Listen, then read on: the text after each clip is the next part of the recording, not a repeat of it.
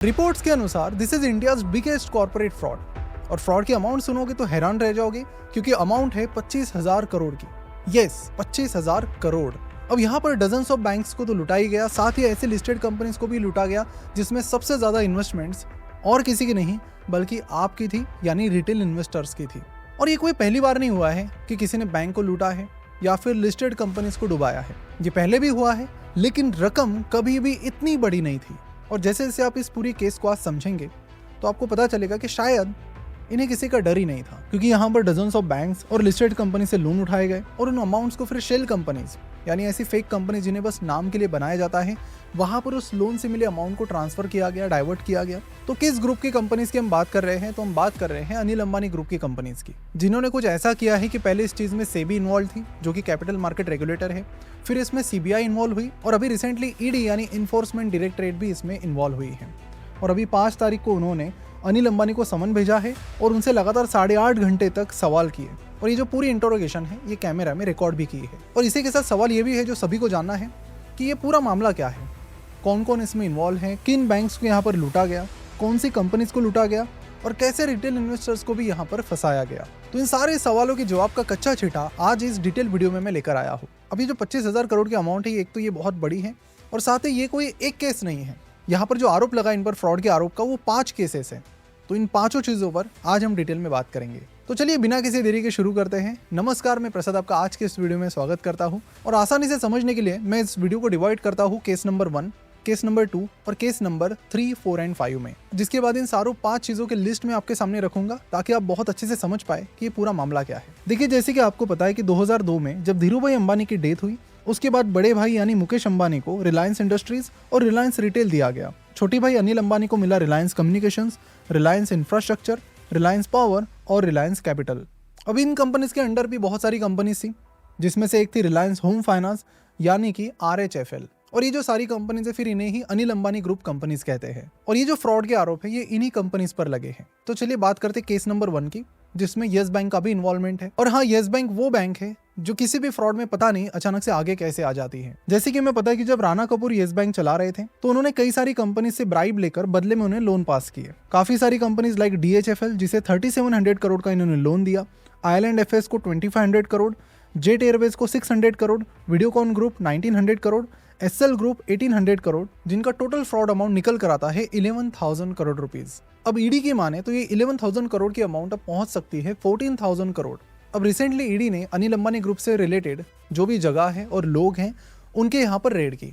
और रेड 1-2 जगह पर नहीं, इन्होंने 35 जगह पर रेड डाली। इसमें उन्होंने 50 कंपनीज के डॉक्यूमेंट सीज किए, 25 इंडिविजुअल से पूछताछ की और इसमें शेल कंपनीज का पूरा वेब पकड़ा गया। और इसमें उन्हें पता चला शेल कंपनीज का पूरा एक नेटवर्क। जिसके बाद ईडी का ये दावा है कि रिलायंस की ग्रुप कंपनीज को येस बैंक की तरफ से 3,000 करोड़ रुपए दिए गए थे 2017 से 2019 के बीच। और ईडी का ये मानना है कि इस लोन के लिए ब्राइब दी गई थी मिस्टर राणा कपूर को।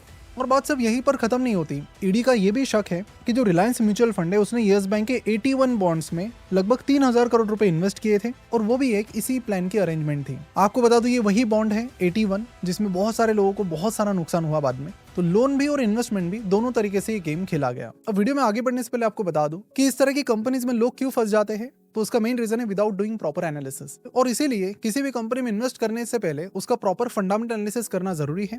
और इसी के चलते 3 साल पहले हमने इंडिपेंडेंस डे के तौर पर लॉन्च किया था हमारा पहला फंडामेंटल एनालिसिस प्रोग्राम। पर प्रॉब्लम यह था कि हर साल कुछ नए तरीके से फ्रॉड्स होने लगे, दुनिया भी तेजी से बदलने लगी। और इसी के चलते हमने डिसाइड किया कि हर इंडिपेंडेंस डे हम इसे अपग्रेड करेंगे। और इस इंडिपेंडेंस डे आ रहा है हमारा फंडामेंटल एनालिसिस 3.0, जिसकी प्री बुकिंग क्लोज होने में बस कुछ ही दिन बाकी है। अब सवाल यह है कि आपको इस फंडामेंटल एनालिसिस 3.0 में क्या क्या मिलेगा। तो यहाँ पर आपको सीखने मिलेगा कि फंडामेंटल एनालिसिस की मदद से क्वालिटी कंपनीज कैसे ढूंढे, कंपनी का मैनेजमेंट एनालिसिस कैसे करें, फाइनेंशियल स्टेटमेंट्स को कैसे एनालाइज करें, वहां पर जो मैनिपुलेशन हो रहा है उन्हें कैसे आइडेंटिफाई करें और फाइनली कंपनी का वैल्यूएशन कैसे निकाले। और इसके साथ हम आपको सिखाएंगे AI टूल्स की मदद से आप कैसे एनालिसिस कर सकते हो। और लास्ट में सवाल यह भी है कि ये प्रोग्राम किसके लिए है। तो सीधा जवाब है हर किसी के लिए।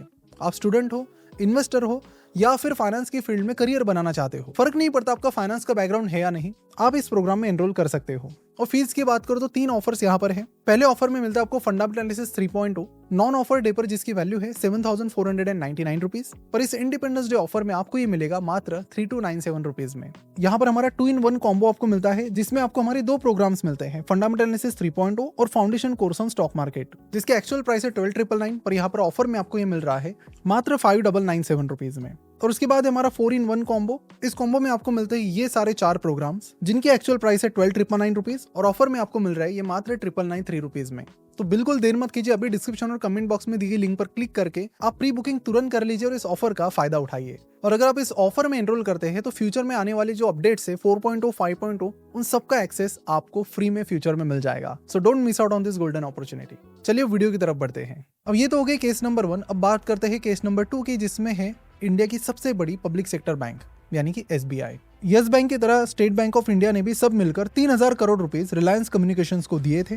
और यहाँ तो मामला और भी संगीन है, क्योंकि यहाँ पर SBI ने ईडी का भी वेट नहीं किया, उन्होंने डायरेक्टली इस चीज को फ्रॉड कह दिया। यस, स्टेट बैंक ने ऑफिशियली अनिल अंबानी और उनकी रिलायंस कम्युनिकेशंस को फ्रॉड कहा है और अनिल अंबानी को फ्रॉड की लिस्ट में भी डाल दिया है। SBI का कहना है कि उन्होंने गलत तरीके से 3,000 करोड़ बैंक से लिए। उन्होंने शेल कंपनीज के जरिए, अपनी जो फेक कंपनीज है उनके जरिए अपनी दूसरी कंपनीज को ट्रांसफर की, और फिर क्या हुआ, ये पूरा लोन डिफॉल्ट किया गया। यानी कि जो 3,000 करोड़ का लोन SBI ने इन्हें दिया था, पूरा का पूरा इन्होंने डुबा दिया। अब बात करते हैं केस नंबर 3 की।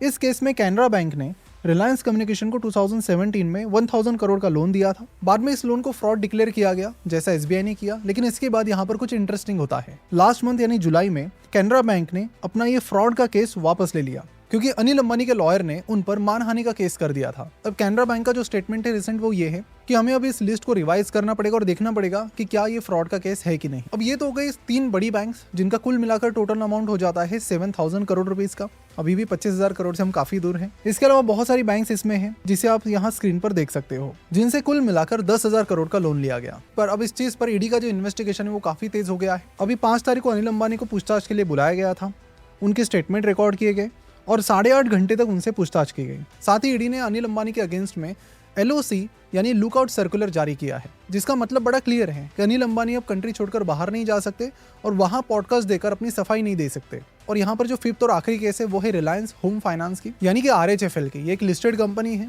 जिसकी शेयर प्राइस कुछ टाइम पहले 100 रुपए के ऊपर थी, 2017 के आसपास जब ये पूरा फ्रॉड हुआ। इस पर सेबी की एक जजमेंट भी आ गई थी, जिस पर भी हमने काफी टाइम पहले एक वीडियो भी बनाया था। इस केस के बारे में बताओ तो इन्होंने क्या किया, ये जो होम लोन वाली कंपनी थी, इन्होंने अपनी ही शेल कंपनी, जो फेक कंपनीज उन्हें लोन बांट दिए, फिर ऐसे घुमा फिरा के अपनी दूसरी ग्रुप कंपनीज को पैसा डाइवर्ट किया। सेबी ने A to Z ये भी बताया कि किससे किसको पैसा गया, सारी चीज़ें सेबी ने अपनी रिपोर्ट में डाली थी। और रिजल्ट क्या था कि इस कंपनी में लगभग ज़्यादातर रिटेल इन्वेस्टर्स थे। 100 रुपये की शेयर प्राइस आज आप देखेंगे तो 4-5 रुपये पर आकर गिरी पड़ी है। लोगों का लगभग सारा का सारा पैसा डूब गया।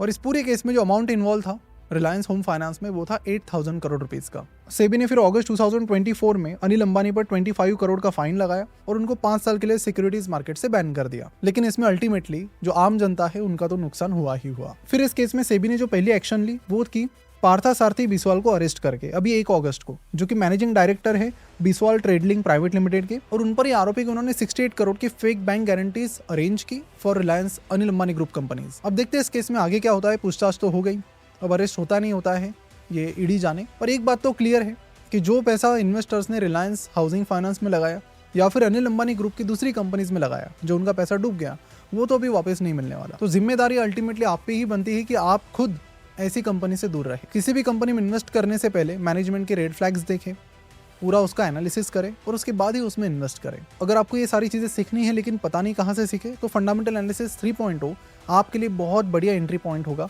इन सारी चीज़ों को, फॉरेंसिक एनालिसिस को डिटेल में पढ़ने का, समझने का, ताकि ऐसे फ्रॉडुलेंट कंपनी से आप दूर रह सको। तो चलिए मिलते हैं अगले वीडियो में, और जाते थे हमारे फंडामेंटल्स 3.0 के ऑफर को जरूर चेकआउट कीजिए। बस आखिरी कुछ दिन इस ऑफर के बाकी है। अब यहाँ पर एक और इंटरेस्टिंग चीज हुई है कि ये सब कारनामा जैसे शुरू हुआ तो पिछले 5 दिनों में 15% से रिलायंस पावर की शेयर प्राइस गिर गई। अब रिलायंस पावर का ये कहना है कि अनिल अंबानी से हमारा कोई लेना देना नहीं है, बट लेट्स से आगे क्या होता है।